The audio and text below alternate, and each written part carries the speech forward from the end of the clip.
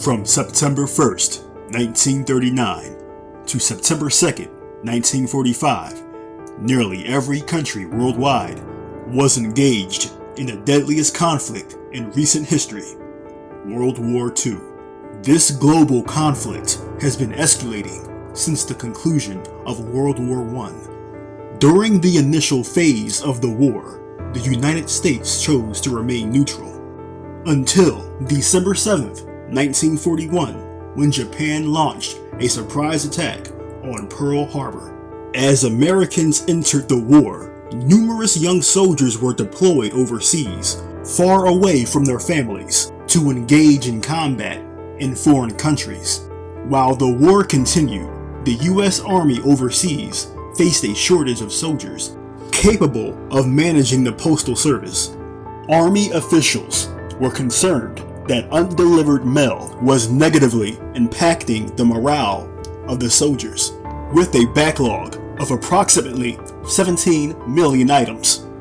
Imagine being overseas, far away from everything you know and love, to fight in a war in a foreign land with no contact with relatives, no cell phones, no internet. Remember, this is the 1940s, so the only way to get in contact with relatives during this time period was through mail. The lack of connection, the lack of communication the soldiers had with their families dramatically affected their morale, but soon, help will be on the way to solve that very problem.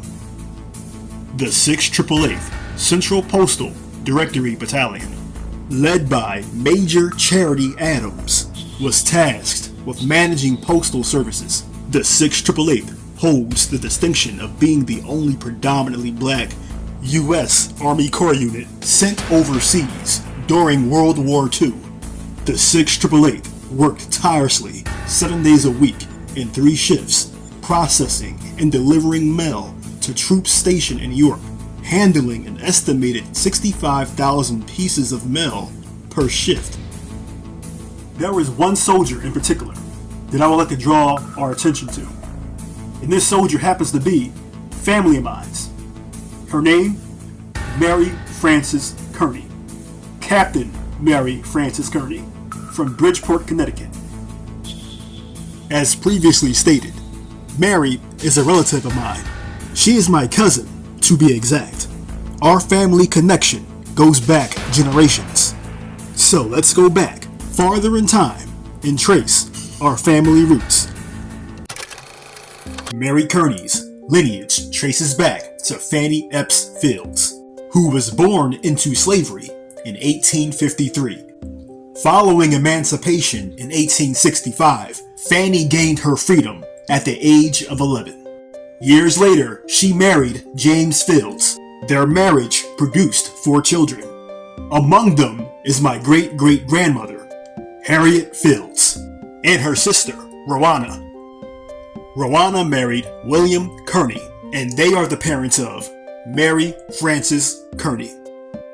Mary was born in Bridgeport, Connecticut on September 7th, 1906. She graduated from Howard University in Washington, D.C.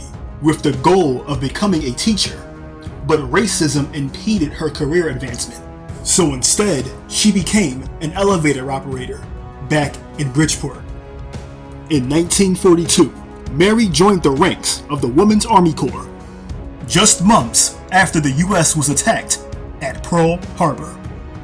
She was selected as one of 40 African American women to serve as the first group of female officers in the U.S. Army. Mary's unit was tasked with ensuring the reliability of mail delivery. Despite their strong work ethic, the women encountered racism and sexism within the military. The warehouses were packed to capacity with mail and packages that had been undelivered for at least 2 years, with rodents the size of cats having infiltrated some of the packages. The working conditions were challenging. The women worked in damp, poorly lit warehouses without sufficient heat. They endured long shifts 7 days a week. The assignment was slated to take 6 months, but was completed in just 3. The extraordinary leadership from Mary and Charity Adams guaranteed this feat was accomplished. As captain of the battalion, Mary assisted Major Adams in performing various tasks during her time in the military.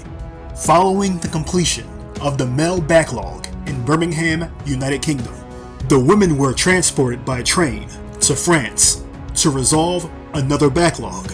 By October 1945, the mail was cleared and the 6th 888th was deployed to Paris, where they marched through the city in celebration of victory. During this period, the war had ended and the battalion was downsized by 300 women. Upon returning to the United States by February 1946, the unit was disbanded. Their service remained unacknowledged by the public for many years.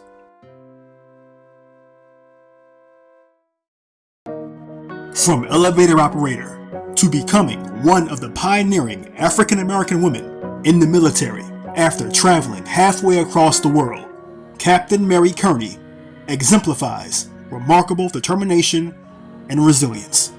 Mary, along with her fellow soldiers, broke down barriers for women of color, and the 6th 888th is finally receiving long overdue recognition after many years.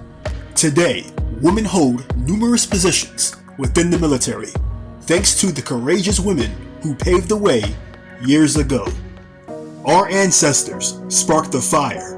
It is now our duty to continue the fight and carry the torch for the next generation. To the women of the 6th 888th Battalion, thank you for your dedicated service. Your contributions to our country will never be forgotten. Alright guys, that's it for now. And I would like to reiterate my mission statement.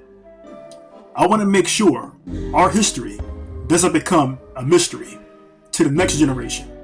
Our descendants need to know where we come from, our accomplishments, so that way we can pass these down and they can learn from this.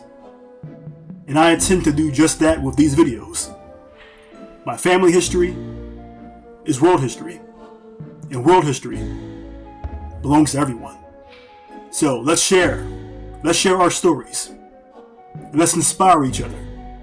Until next time, you guys be safe, be blessed. I'll see you soon.